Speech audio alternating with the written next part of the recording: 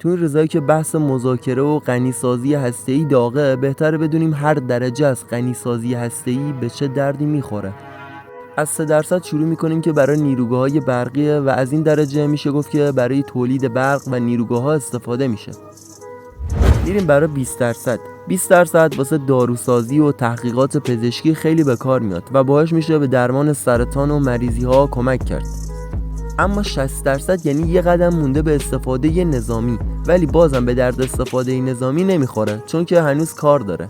حالا غنیسازی رو ما اگه تا 90% بالا ببریم چه اتفاقی میفته؟ این یعنی بزرگترین قدم رو واسه ساختن یک بمب اتم انجام دادی، ولی بازم هنوز کار داری.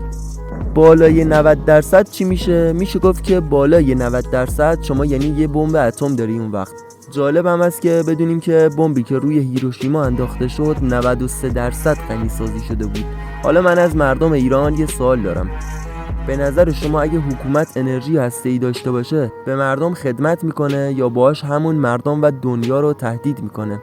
نظرتون رو بنویسید و اگرم فکر میکنید دونستن این اطلاعات مهمه، لایک و سابسکرایب یادتون نره.